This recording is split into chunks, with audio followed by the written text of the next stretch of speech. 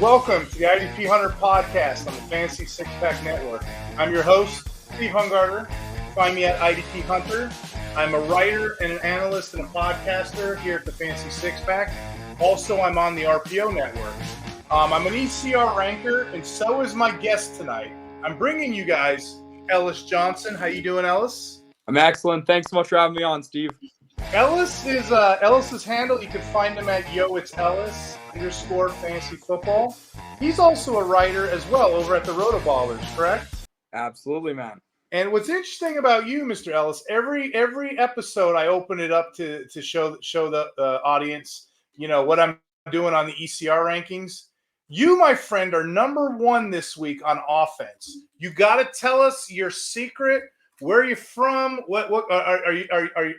Do you have something to found the youth? What are you hiding in the water? What's your secret? Do you have government technology that no one else has? How are you getting these number one rankings? There's definitely something in the water up here in Canada, but I don't know if it's helping me with my rankings, man. I appreciate it. The thing is this was so out of the blue for me. I'm so stoked that it managed to happen, and I'm really glad I finally cracked the code. Because like the first week, I was hovering about 150th, and I was like, that's decent. Let's see how it goes. And this week, it just all came together. I remember watching the games, and I was like, oh man, this is looking pretty good. And I couldn't have asked for a better start to this season. Really stoked on how it went. Now, when it comes to my strategy, I think a lot of it was just, calling my shot on a few players. For example, everyone hates him, but Daniel Jones that week was going against the Commanders. He was going to have a big week, right? We know he has that ability. It's not pretty, and they lost that game, but I had him high. Same with Chris Godwin. He's been repping it up. They were like Mike Evans. The Lions are really bad against slot receivers, so Mike Evans I thought was going to have a quieter day. Godwin ripped it up. I had a few calls like that I was really stoked on, but honestly, I don't really know how it happened, but I'm so glad it did. So I appreciate you bringing it up.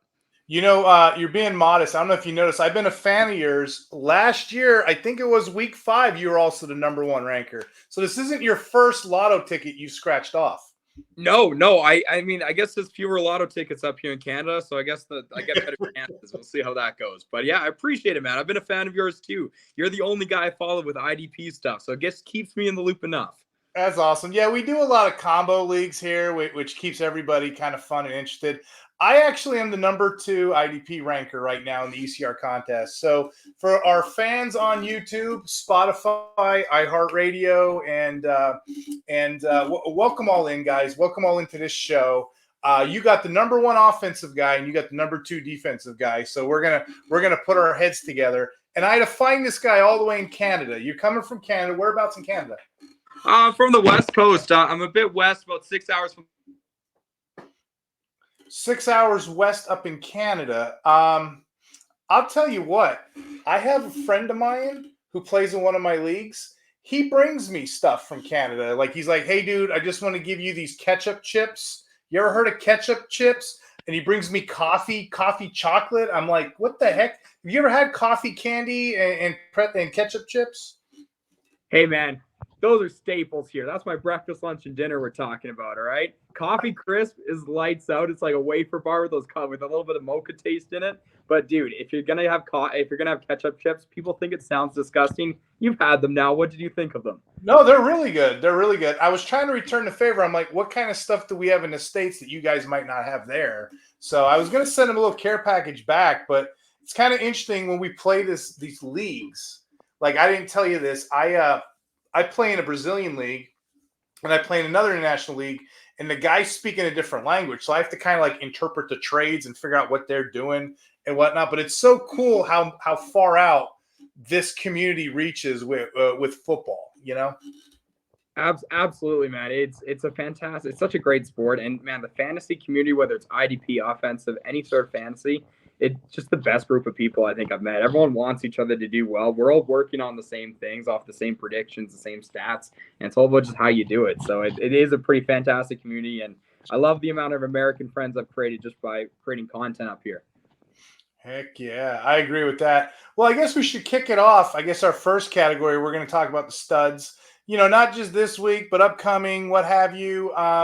Who were some of your studs on the offensive side of the ball? I guess we should start with the leader of the team, which would be quarterback.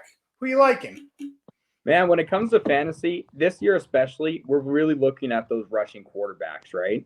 So I think that's like, it seems like your Strouds, your Burrows. There's a reason why Burrow and Andy Dalton are the only two to have 303 in a game so far, which is ridiculous. But fact is the matter is that that's what it takes to become an elite fantasy pocket passer. And I mean, I know Stroud and Mahomes, they're all great, but they just haven't been coming through for fantasy. So when it comes to these kind of mobile quarterbacks, like, I don't want to shy away from the ones that have the upside, such as like a Daniel Jones, only if it's in the right matchup. Now, I benched him against Cleveland because I thought that was going to be a gong show, but turns out it worked out pretty well. Whereas like against the Commanders, you're like, this is going to work out pretty well. For example, this week, speaking of the Commanders, we've got Kyler Murray against the Commanders. The Commanders are the worst team against receivers. They're really good against the tight end, but their quarterbacks are going to get thrown on. We saw Jamar Chase have 2 30-plus yard touchdowns last night. Now, I am a Bengals fan, so I'm still recovering emotionally from that game, but it was pretty sick to see the offense pull it together. When it comes to the other guys, I think Lamar Jackson's always underrated when it comes Gong to show. Yeah. Yeah. You mentioned the Gong Show. For my audience that doesn't know what the Gong Show is, can you tell them about the chicken? He goes out, he gongs it if it's a really bad show. I haven't heard the word Gong Show in a long time, so you made me laugh over here. I'm glad I got a smile out of you, my friend.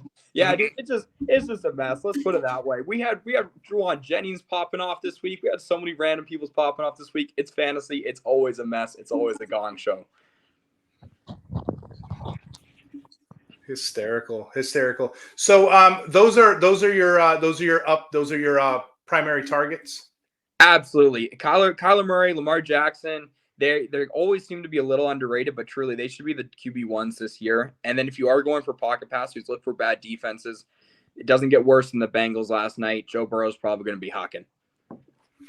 Flipping it back to me, I kind of have a cheat code over here if I can just show it to the audience. Joe Bond created this IDP Points Against calculator rather. Now, it's everyone, you've seen these before.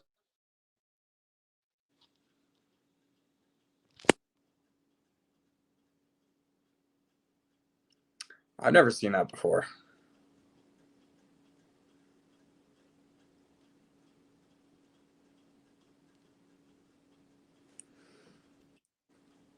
And you can see, you can do it by scoring because there's different scorings. Your buddy may have a sack-friendly league. I may have a tackle-heavy league, So there's different context matters. So you can literally just go in here and you could change the setting. That's what Joe Bond created this IDP points only. It's the only one that does this like this. So it's kind of unique, and you can go through all the teams and what have you. So it's kind of like our cheat code. It's kind of like our ace in the hole. So if you guys get bored, go to the Fantasy Six Pack. It's free. Check it out weekly, up to date, fun.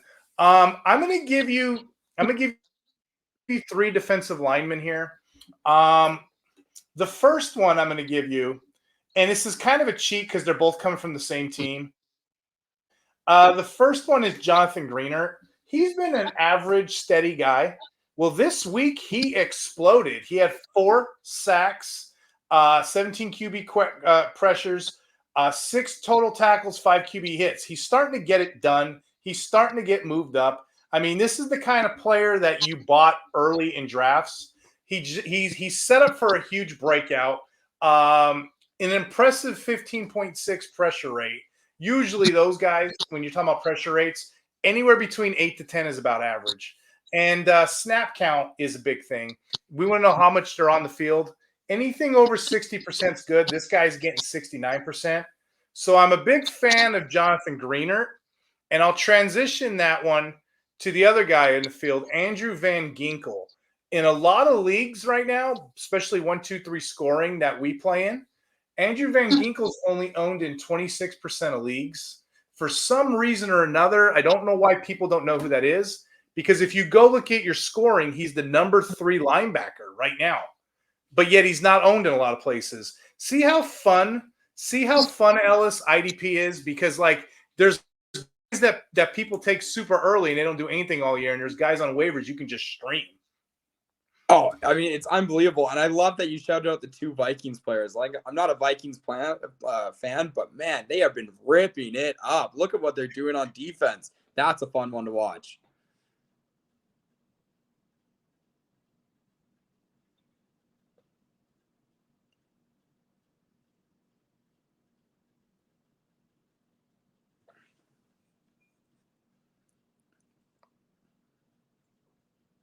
draft this guy as a late player and just plug him in on DL, and just get that out of the way and just soak it up on linebackers. But this guy here is kind of under the radar. He only had one.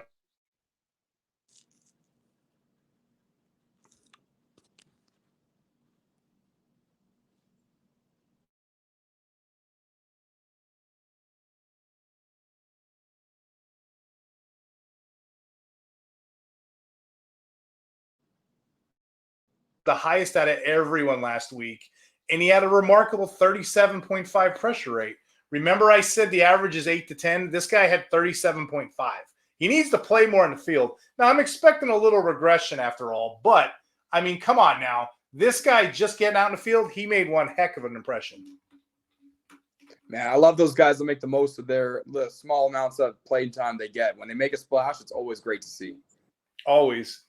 So I guess we should move back to you, kick it back to you. You're going back offense. What you got for us? All right. You want running backs or receivers? Let's hit you with that. Dealer's choice, really. It's your move, my friend. I'm going to go with some running backs right now, and that's probably because I'm really liking some of these matchups we got going on. We got some red-hot players. We watched Aaron Jones, Jonathan Taylor, Saquon Barkley all absolutely pop off last week. Same with like Kyron and everything. But we also are having the Jordan Masons and everyone really pick up their stocks and really try to take it home too. This week, though, we have a couple of really nice matchups, but a couple of the studs that are on some tougher ones. For example, Barkley against Tampa, well, when they don't really have a passing game with A.J. Brown and Smith out, it's hard to say I'm cooling off on Barkley, especially when he's been red hot, but this week might be a little bit more of a down week. As we go a little bit deeper, though, we know that the Colts cannot stop the run. Two players that have been wildly mediocre for fantasy, but they're getting the touches, they're getting the work, is Najee Harris and then his backfield mate with Jaylen Warren. Now, I hate the Steelers as a Bengals fan, but I got to respect that they're 3-0. And the fact is that if Najee Harris is out of that sling and he's doing just fine, this is a dream matchup for both of those backs. I expect them to run the rock all day long against that really poor Colts team that doesn't even have to force Buckner anymore either. I'm going to hit you with one more here, and I'm surprised because I thought I had picked him up off of waivers. I didn't like him as a rookie, but Bucky Irving is slowly eating into that workload of Rachaad White, and frankly, he looks really good. I know Rachaad White's a little bit beat up, but Bucky Irving looks way more explosive. And you know what? I'm going to give you one more similar story is Braelon Allen. If he keeps taking away a few touches here and there, A, if Breece Hall goes down, he's through the roof, but B, he might be flexible. This is a team that, they run a slow pace of offense, but they love to use their backs and get them involved. When the Braelon Allen's been in there, he's made the most of his touches, just like the guy you were talking about. So I love seeing that too. Those are three guys that I'm cooling, warming up, and really excited for this week on. Those are good names. Now, I see you have a similar tendency to me when you're looking at these matchups. You're like, okay, well, this is a good running team. They're probably going to pass. Or this is a good passing team. They're going to run. I do that.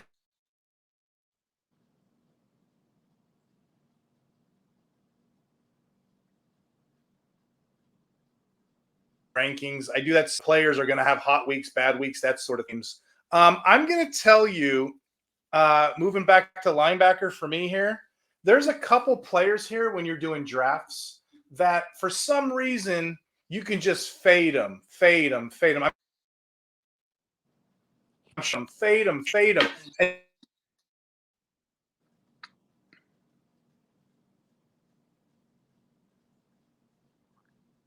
going to give you is Robert Spillane. Robert Spillane of the Raiders, and it could be he's of the Raiders, but this year people were punting him and forgetting about him, and he was I got him like in the 32nd round of a best ball draft. For context, he was like an LB 25 coming off the board, even though he ranked LB 8 statistically last year. He was one of those guys. This year, right now, he's LB 2 on the season. So he's crushing it. He's crushing everything out there. Last week alone, he had 100% snaps, 11 tackles. The week before, 100% snaps, 11 tackles. Week 1, 100% of snaps, 10 tackles. I guess he had a little bit of a slow week. He might have took a little tackle break. I don't know. But anyway, the guy's consistent. And this is who he's got coming up. He's got Cleveland, Denver, and Pittsburgh. One thing we know about those teams, they're not afraid to run. So I look for guys like that. Robert Spillane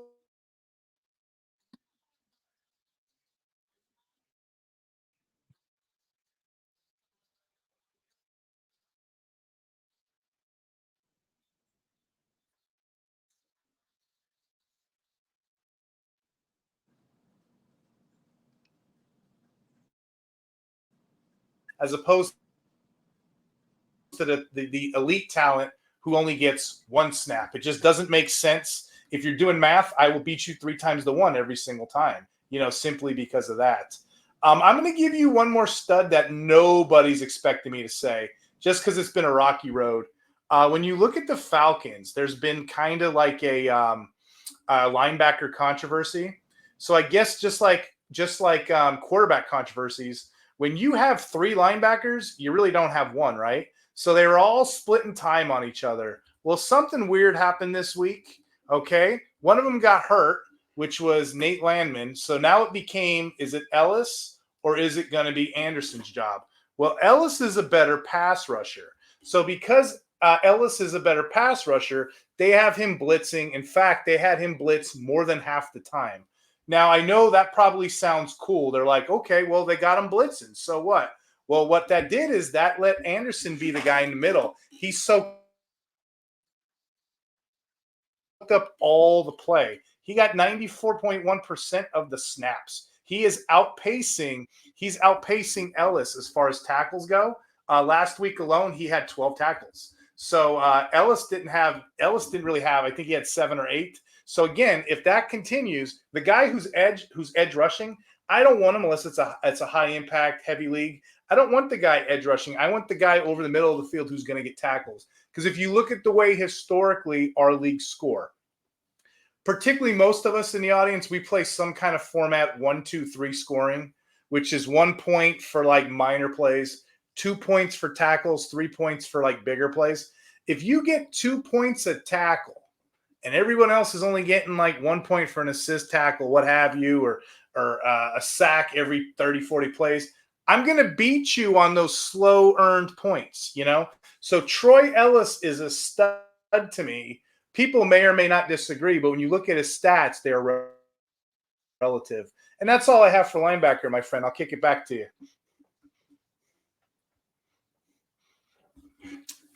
Who else are you thinking about this week? Do you have anyone else in mind? Yeah, well, first of all, I want to say thank you.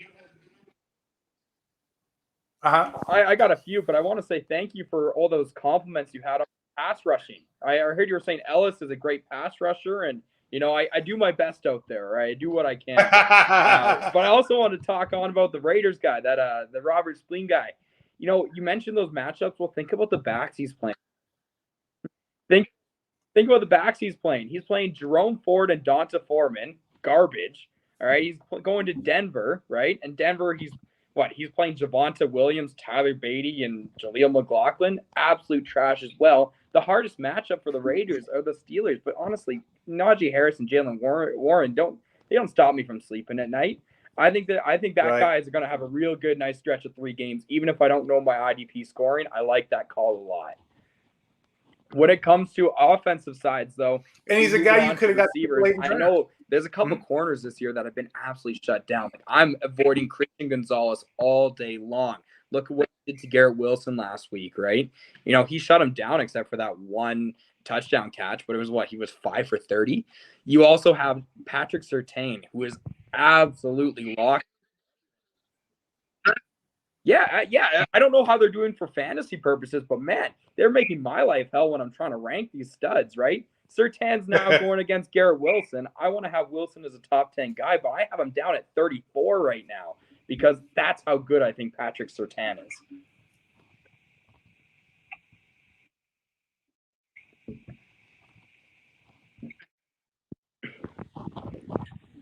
So I think there's a lot of other players that are kind of like that. And from the offensive side, I think it's really kind of pairing into that defensive side and thinking, okay, what corners am I truly scared of? And you know what? If that receiver ends up beating that corner on a big play, then I'm okay if I lose to that. The strategy usually is the worst corner. Yeah. So from IDP, how does that line up with the corners? What are you doing there? Usually I will take the lesser of two evils. So you don't want the Sauce Gardner type. We have a thing called the DJ Reed rule. You take the guy opposite of Sauce Gardner to DJ Reed because he's going to get peppered. He's going to get picked on. Another strategy I like to do, people are afraid to draft top rookies. I'll take a top rookie. Guys, those vets like Matthew Stafford and Rodgers, they will test those guys to see if they're good or not. So give it the first 4 or 5 weeks. That's where Sauce Gardner made his money and his reputation, all those points. Once I know that guy has a reputation, I'll trade him quick because I know he's not going to get the targets he needs. But corner, honestly, I will take the opposite guy, or I'll do another strategy, which transitions to one of my studs here. I will take the third corner on a team because he's getting play as a slot corner. A lot of these teams run a 4-2-5 now, which means they're in nickel a lot, right? They're only playing 2 linebackers. So that slot corner kind of counts as a third cornerback.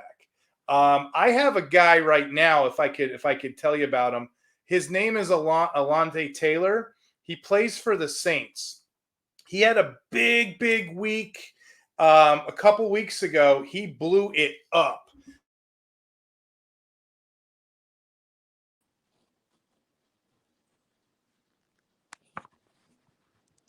Whenever I'm doing my rankings, I don't force fumbles. But what I do chase is tackles. And if you watch tape on Alontae Taylor, he is making those inside moves, those tackle for losses. He's making plays, which shows that the coach has faith in him. The coach is looking for him to be that third linebacker type. So last week, he had 4 tackles and a half a sack. The week before, 9 tackles. The week before, 6 tackles. Of course, everybody remembers he blew up with 3 sacks week 1. I don't expect that every week, but I expect him to get me modest tackle-heavy play. Again, if you're playing a 1-2-3, those 4 or 5 tackles, they pay off. So that's one of my strategies, the corner strategy. The other thing I like to do is I like to look at teams, the free safety and the strong safety. A lot of times these guys are interchangeable. They really are. I want the guy who's playing closer to where the linebackers are. We call that the box. Okay. The Rams were the biggest puzzle this year. They have a guy named Cameron Curl, and they have a guy named Quentin Lake. Quentin Lake is the young guy coming in. He's got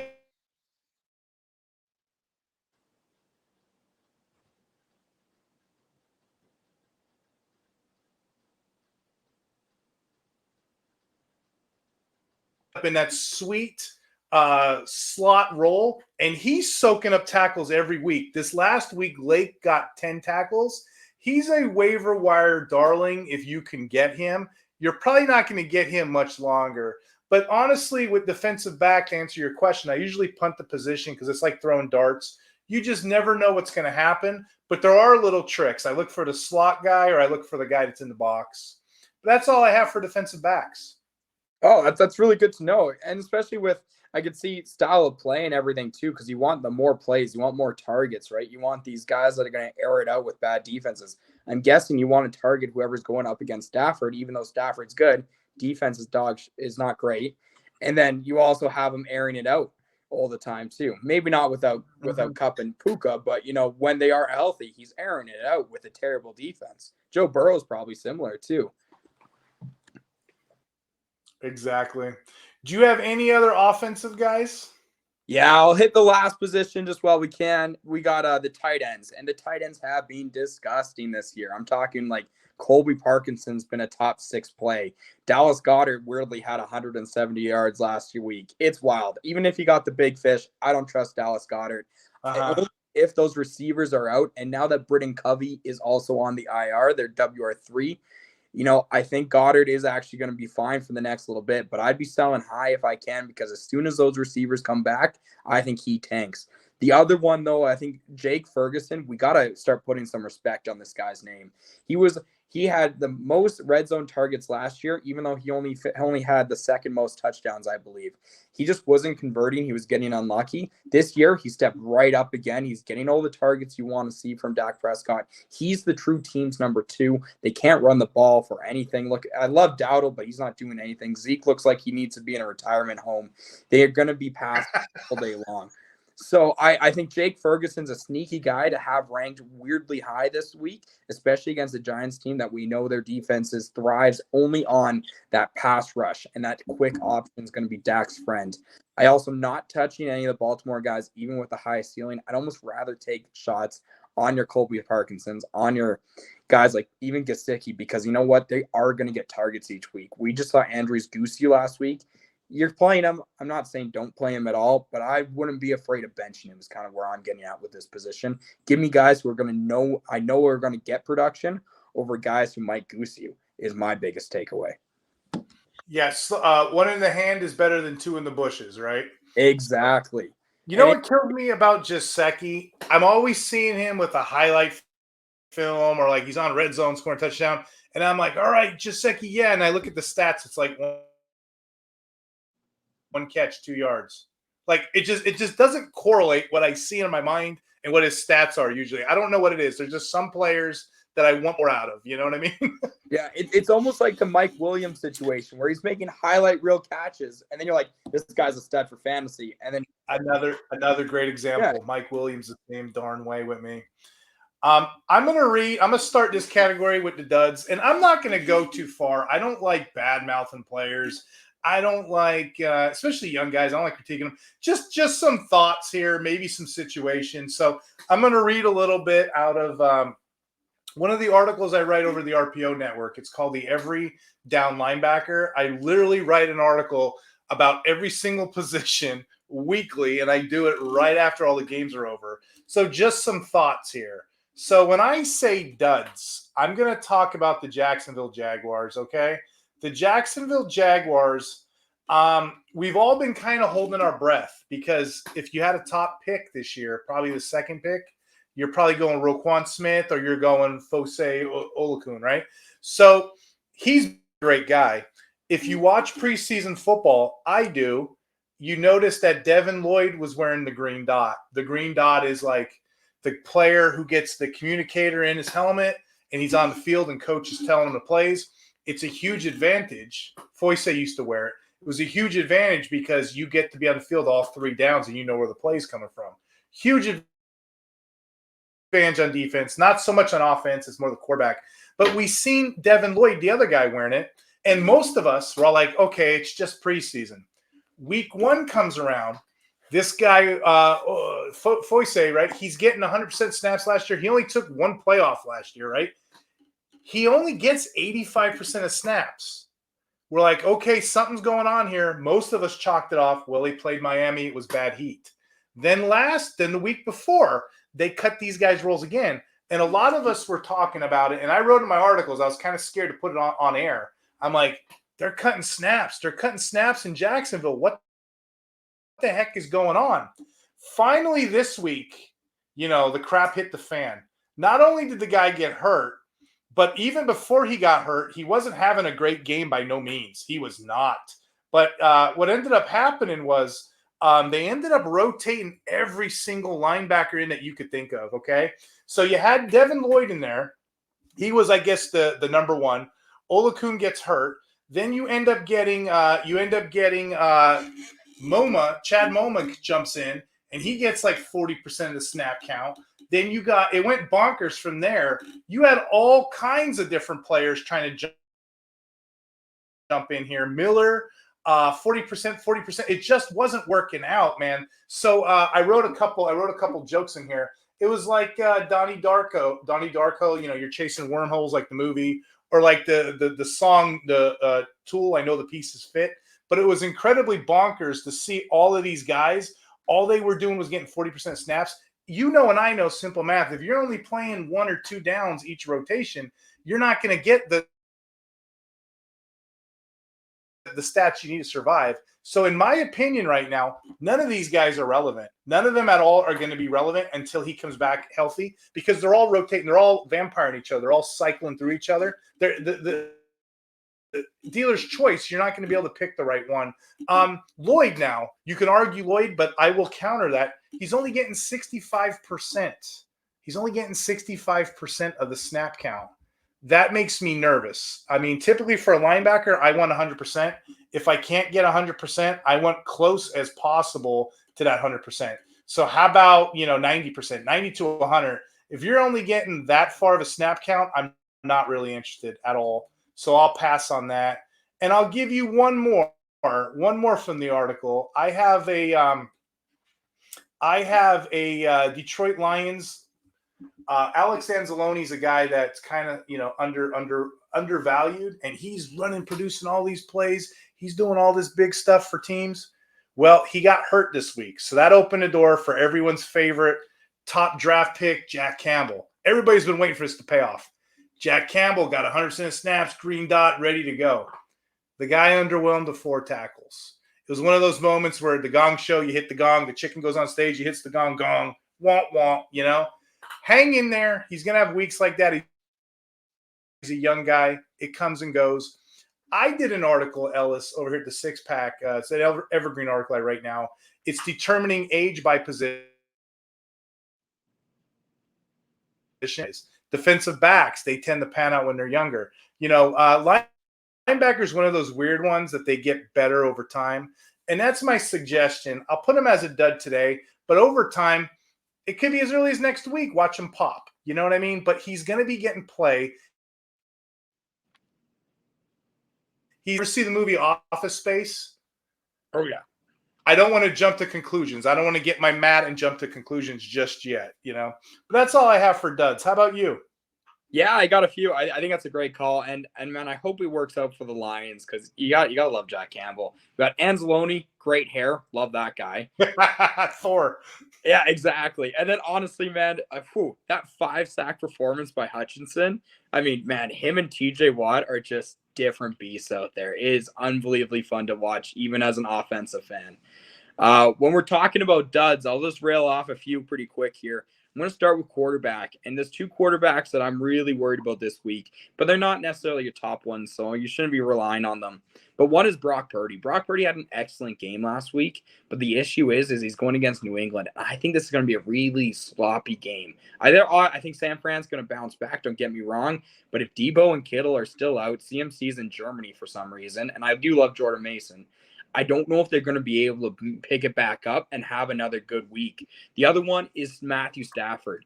We're talking about Stafford going against a Chicago defense that is arguably one of the best in the league right now, and that secondary is unbelievably good.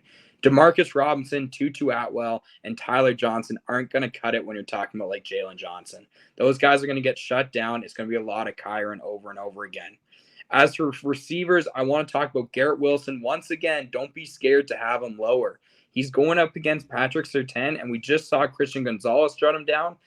I think Surtain's going to shut him down. Like I said, I have him at my WR34, which is way below consensus, but it's because I'm saying that Surtain's going to shut him down, just like Surtain's been doing every single week. Yes, Garret Wilson's really good, but I don't trust this Jets offense, and I don't trust that Rodgers isn't just going to find his best friend forever in Allen Lazard on the other side of the field like he did last week too. I'm going to finish this off, though, with one more. We got a running back position here. And the running back that I'm fading this week, honestly, it's going to have to be Brian Robinson Jr. And that's because I really liked what I saw from Eckler last week. Even though it was against my Bengals, I think that's way more of a time even I was expecting. Now, Eckler did leave, I believe it was a concussion. So if he's out, then sure, Brian Robinson to the moon. But even for the future, I'm a little bit more worried that this is more of a timeshare. And with Jaden Daniels' legs, a little scary about those running back positions. So those are probably let's watch to see what happens this week, and probably not want to rely on them in my fantasy lineups. Heck yeah, I love it. And some of those guys you mentioned, they're going against some top players this week. I guess I'll just leave it as an observation kind of thing. I write another article, Ellis. It's called the IDP Waiver Wire article. try to get that thing out right after Monday Night Football send. I try to get it out first. It's kind of tailor fit for IDP. Like I got, the average person does 5 or 6. I got like 33, 34 names, for shallow leagues, for deep leagues, for bigger leagues, what have you. But you know how it is. Once you start looking at numbers, crunching data, looking at snaps, you start coming up with observations. You start correlating thoughts. And I guess for this category, I'm going to give 3 examples. So I'll just have 3 here. The observation I want to kind of talk about is it's only week 3. Dudes are getting hurt left and right. Linebackers are equivalent to running backs. You can literally just get those guys off waiver and stream them. And I'm going to give you some examples in a minute. So, ideally, if you know this in a redraft, go after your elite defensive linemen, go after your elite linebacker 3-down guys, go after your elite wide receivers. You know what I mean? I'm sure that's how you do it too, right? That's how you draft. Get those guys because these players – great. Volume is king for a lot of these players. So I'm going to name some players off that are in some unique situations here in a minute, but I don't know what it is. Usually around week 5, week 6, we see this. We're already dipping in week 4. It could be, and this is just my thought, it could be less of a preseason. They're not allowed to work out in training camp as much as often. They're setting themselves up and their bodies up for injury, with a lot of these players. So, I mean, that's just a thought, but I'm going to give you 3 situations that I was looking at this week.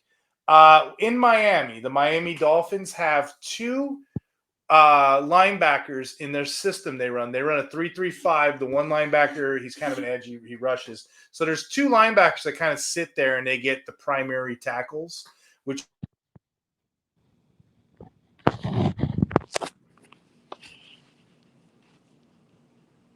again. So this guy, Anthony Walker, who's a journeyman, he comes in and he produces right off the spot. Now, Ellis, this is where this gets interesting. The numbers aren't going to dictate what I'm saying. You just have to watch tape. You have to watch film. The guy only got 25%.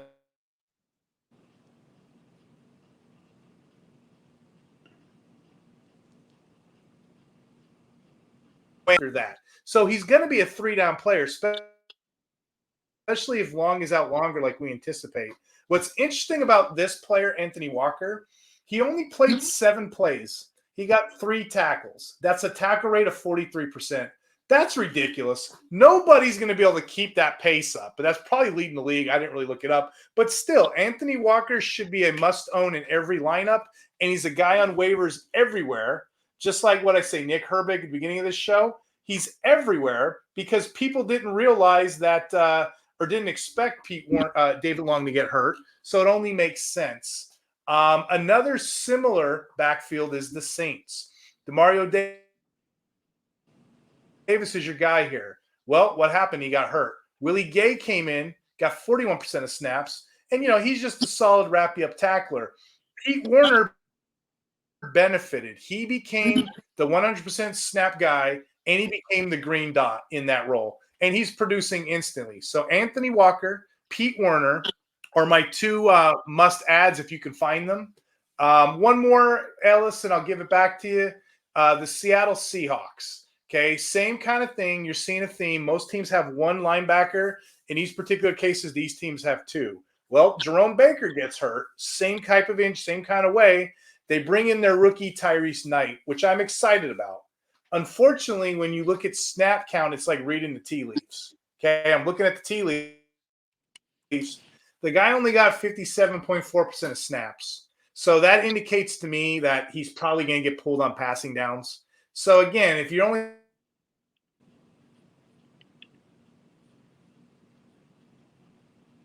the main starter, Tyrell Dotson, that's your player. That's your waiver wire pickup. You can still get him. I don't think you can get him anymore. But Anthony Walker, Pete Werner, those guys are usually out there. You can get those in the universe. And like I said, check out my waiver wire article because I'm only giving you guys a taste. I'm only showing you a couple of these so that way you can kind of, grow and kind of build your teams the way you want them to.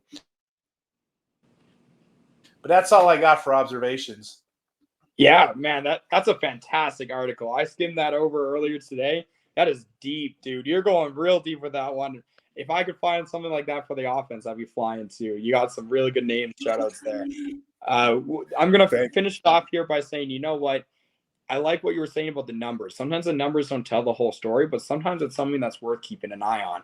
I mentioned Braelon Allen earlier starting to get a bit more work. It's not that I think Breece Hall's not good, but if he's going to have that RB1 overall season, he's going to need all of the work. Braelon Allen can't eat into it. Same with like a Travis Etienne. Not only do the Jags look horrific on offense, and frankly, honestly, the Jags just look horrific. Let's just go with that. But we're seeing Tank Bigsby get more work as hopefully when he gets healthier. But even Ernest Johnson was in there. Jerome Ford as well. I'm not even touching some of these committees. DeAndre Swift, they paid him a whole bunch of money. He looks terrible. And they're using 2 other backs with him. I think those kind of numbers, I assume kind of like what you're saying with the snap counts and, the unrealistic rates of whether it's pressures or touchdowns, you name it. Some of those things just don't add up, and sometimes opportunity has to win out. Having said that, I want one more dud to throw at you, and that's Devin Singletary this week. I love Singletary. I love what he's been doing. I think he's underrated, but we need a good game script for him. We shockingly had that last week against what is supposed to be a good Cleveland Browns team, but even when they're winning, he plays well. It's when they're not winning that's an issue. And Dallas, I hate to say it, but it's probably going to absolutely cook the Giants, especially coming off of I would have said embarrassing loss if they didn't pull it back in what could have been garbage time again at home after back-to-back weeks. So I'm fading those kind of guys, but I'm really keeping an eye out on what these snaps are becoming. It's not what we thought at the start of the season. We got to see these trends, and if it's 3 weeks in a row, make it 4. You got me worried right now. We got 4 weeks of football now under our belts. So it's kind of like we're going into week 4, but you know what I mean? But yeah. It's kind of like we know what these players are. We know what these observations could be. On that note, do you have any observations or anything that you wanted to add, or is there anything else that you were thinking in regards to what you've seen the last couple of weeks? Offense, defense, special teams, offensive line, go at it. I think my biggest takeaways or observations are I usually highlight them. I do quick hit articles over at Rotoballer. They're about 500 words. Easy ones to read just if you're killing some time. This week, I'm talking about some touchdown progressions and all that fun stuff. But one observation I have overall is how important coaching is. And I something that I've always thought was really important as just like a fantasy fan. And, but I was like, I want Steichen to run a whole bunch of plays. And I think Steichen's a good coach, but it's more to that. Look at what Minnesota's doing with O'Connell and Flores on both sides of the ball. I think that's outstanding. Look at what the Saints are doing. Those teams are nowhere near as good, I believe, talent-wise from top to bottom as some of the high players. But like San Fran's having a tough time. And I would have thought Shanahan he is a great coach. But sometimes these coaches, whether they get their team ready or not, and I'm also probably saying this as a Bengals fan, I love Zach Taylor as a person, but he has not gotten that team ready for the first 3 weeks. And that's terrible. Luan Rumo, I have all the faith in, and we saw what he did against Mahomes again. But Zach Taylor doesn't seem to be coming up to that level. Look at what Tomlin's able to do with the Steelers, a team that is on paper should be way worse than a lot of these other teams. Yet every single year. And like I said, as a Bengals fan, I hate that. But I'm really intrigued on how much the coaches are playing a role here. We've seen it before. We've seen the studs. Sean Payton right now, too. Sometimes they don't even work out as well. He's not looking as great, too. He's having some really wild calls, deciding to punt it when they're not going to get the ball back. Really weird stuff. I'm just intrigued on a personal note what the coaches mean and what they can do, how they relate to their teams. Yeah, and that's that. I guess I can transition with that observation into like waivers and dynasty strategies, because it's not like I'm necessarily after particular players. I am sometimes, I'm interested. But, when you're playing dynasty leagues, it's a little bit different to redrafts. You got those first, second rounders like candy. And usually when I'm building, I'm moving. I don't know how you do it, but I'm usually like, oh, yeah, I'll give you that second rounder to get a little upgrade. Other friends of mine, they're like, we'll take later on. But a strategy that I usually think about this time of year, we're getting ready to hit bye weeks next week, right? We're getting ready to get in that mindset, right? If I can trade you a lesser player that maybe already had his bye week versus my player who has one coming up, I'm going to get an extra game or two of production. It works really good in redraft. It works even better in Dynasty because people aren't thinking that. And I know what you're thinking. You're like, Steve, if I'm going to trade for, I don't know, you said Devin Singletary or something, I'm stuck with him. Well, no, you're really not. The average Dynasty league lasts only 3 to 5 years anyway. Most of them do. And if you're really committed and you guys are really active, you can probably trade them off again. But that's kind of what I do. I kind of look at the weeks coming up and I'm like, okay, there's 40 points sitting on that team that I can get at it over here, and that's going to help me grind out a win somewhere else. I don't know. Do you do any basic strategies like that in your leagues? I'm always –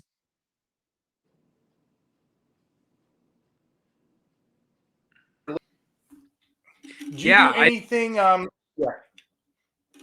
Yeah, I think like my biggest strategy kind of is when you're contending, don't be afraid to go all in, but you have to make sure that you are actually contending. Not that rose-colored glasses that everyone has looking at their own team. I'm talking genuinely contending.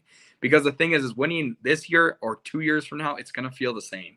So if I can use that pick, even if it's a first, even if it's a second, if it's a first, I want a decent upgrade. But if I can package that with a player to get that next level of a tier kind of player, I'm doing that all day long. And vice versa. If I'm rebuilding like I currently am in my home league, that's something that I'm trying to tear off and get picks as much as I can. My roster is pretty bare. I got like 3 studs that, I'm trying to see if the right offer comes through and then maybe I'll move.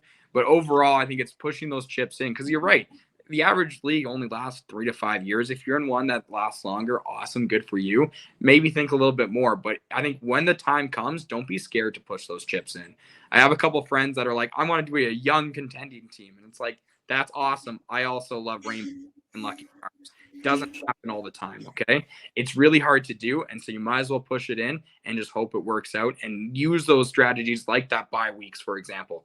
Not as important in Dynasty, people think, but if you're contending, just as important. You're trying to get up there and see who has that playoff schedule at the end of the year.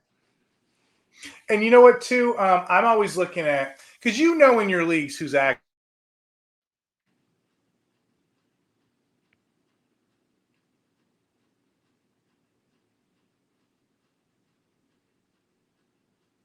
Team league and it's kind of boring, but I'll look at and I'll see which guys are probably not as great, and what I'll do is I'll give them a trade, maybe I'll give you 2 for 1, whatever, and I'll match my first rounder with your first rounder. So what are you doing? You're betting on yourself. Are you gonna have a better record than me or not? A lot of times I'll end up winning the league or being like the top 2 or 3, and then I'll end up with a top 3 pick because I made that flop pick early enough because you were able to analyze that. And I know you have that ability with the Rotoballer toolkit and everything under your belt. Same thing over here. That's what I try to do. Very rarely does it burn me because by the first 2 games, by the 3rd or 4th game, we kind of know who are in these leagues. We kind of know who these teams are. We kind of know what players are humming by then. Yeah, and it's taking advantage of those teams that are doing really well and the ones that seem to be struggling. I'm currently in a trade talk right now with a guy who's 0-3, staring down 0-4. But he's desperate. I'm trying to take advantage of that, get as much as I can from him.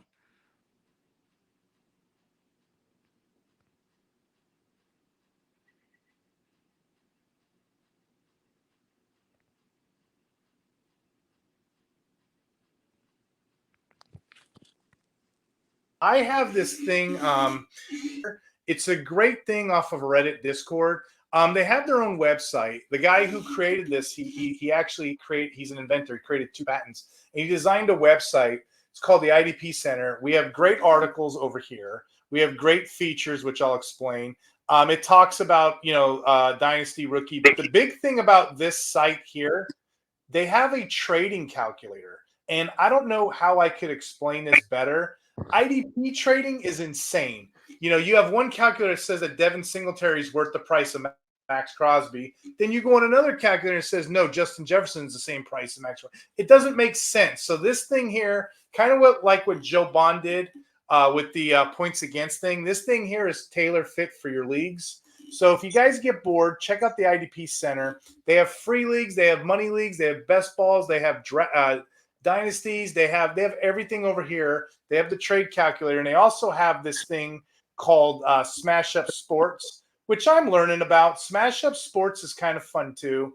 It's basically like Pokemon for fantasy football. You get cards and they do double the points, double the scoring, what have you. But it's a brand new thing called Smash Up Sports over there at the IDP Center. You know me, I'm over at the Six Pack. You know me, I'm over at the RPO Network. I'm the number 2 IDP ranker right now. And the guy that I work with over at the RPO Network, he's the number 3 IDP ranker. And last season was number 1. So right now, if you guys are into IDP, you're going to get 2 of the top 3 rankers. Use promo code HUNTER for a $10 off full access.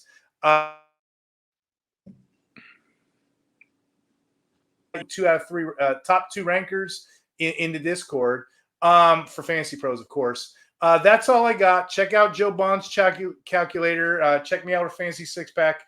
We do this every week, Ellis. So if you get bored, would you come back?